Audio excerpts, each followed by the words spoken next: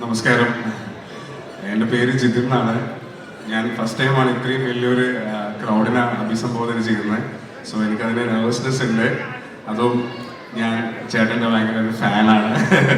മായാനദി, കൽക്കി. So first of all ഇങ്ങനത്തെ ഒരു സ്റ്റേജിൽ ഞങ്ങളെ ഇൻവൈറ്റ് ചെയ്ത ഇതിൻ്റെ ഹോൾ ക്രൂവിനോട് എൻ്റെയും ധീരത്തിൻ്റെ പേരിൽ ഞാൻ നന്ദി പറയുന്നു. And special thanks to Tipu, ഞങ്ങളുടെ സുഹൃത്തും കൂടെയാണ്. അപ്പോൾ ധീരം ആക്ച്വലി നവംബറിൽ റിലീസ് ചെയ്യണം. ഇത് എൻ്റെ ഫസ്റ്റ് മൂവിയാണ്. അതിനു മുമ്പ് കുറച്ച് ഷോർട്ട് ഫിലിംസ് ചെയ്തിട്ടുണ്ട്. അപ്പം ഈ സിനിമയിൽ ചേട്ടനെ വെച്ച് ഈ പടം ചെയ്യാൻ സാധിച്ചതിൽ ദൈവത്തോടും എന്നെ ഇതുവരെ എത്തിച്ച എല്ലാവരോടും നന്ദി പറയുന്നു. തീർച്ചയായും ഇതൊരു ഇൻവെസ്റ്റിഗേഷൻ ത്രില്ലറാണ്. പിന്നെ ഇതിലൊരു ഡ്രാമയും കൂടെ ഉണ്ട്. നിങ്ങൾക്ക് എല്ലാവർക്കും ഈ സിനിമ ഇഷ്ടമാവുമെന്ന് പ്രതീക്ഷിക്കുന്നു. Thank you. Thank you so much. പറഞ്ഞതുപോലെ തന്നെ ഫസ്റ്റ് മൂവിയാണ്. All the very best. വലിയൊരു സക്സസ് തന്നെ ആവട്ടെ ധീരം, അല്ലേ ഇന്ദ്രജിത് ചേട്ടാ? അങ്ങനല്ലേ? അതെ, അങ്ങനെ തന്നെ. ആദ്യം നരിവേട്ടയെ കുറിച്ച് 2 വാക്ക് സംസാരിക്കാം.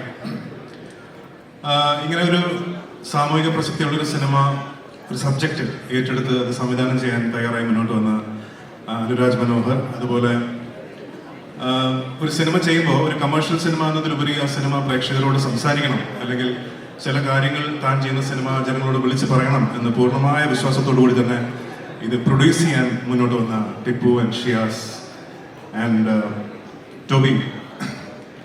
ARM പോലൊരു ഹ്യൂജ് കമേഴ്ഷ്യൽ സക്സസിന് ശേഷം ഇങ്ങനൊരു സോഷ്യൽ ഇഷ്യൂ ഡീൽ ചെയ്യുന്നൊരു സിനിമയ്ക്ക് കൈകൊടുത്ത് മുന്നോട്ട് വന്ന് ഇതൊരു ബിഗ് സ്കെയിൽ സിനിമയല്ലെങ്കിൽ പോലും ഇത് പറയുന്ന ഒരു സബ്ജക്റ്റിന്റെ ഇമ്പോർട്ടൻസ് മനസ്സിലാക്കി മുന്നോട്ട് വന്ന് ഈ സിനിമയ്ക്ക് കൈ കൊടുത്ത് ഇങ്ങനൊരു സിനിമ ചെയ്തതിന് ആൻഡ് എനിക്ക് തോന്നുന്നു, ഞാൻ സിനിമ കണ്ടതാണ്, it is definitely one of your finest performances to date.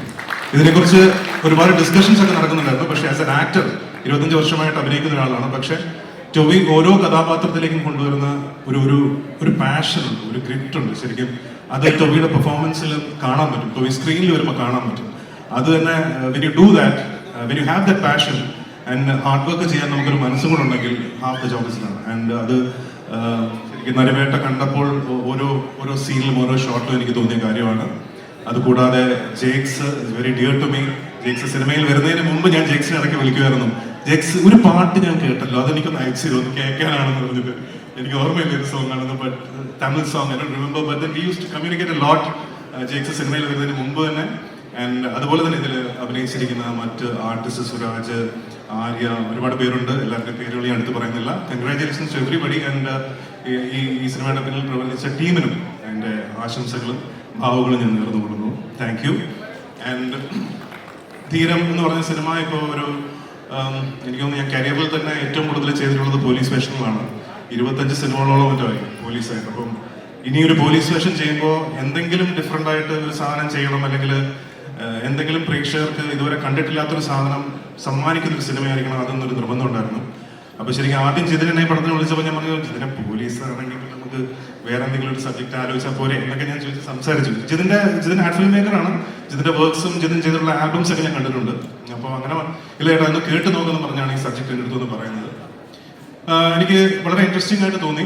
ഒരു സീരിയൽ മർഡർ മിസ്റ്ററി ആണ് തീർച്ചയായിട്ടും. പക്ഷെ അത് മാത്രമല്ല ഈ സിനിമ, അതിനപ്പുറത്തൊരു സോഷ്യൽ ഇഷ്യൂവിനെ ചൂണ്ടിക്കാണിക്കുന്ന സിനിമയാണ്.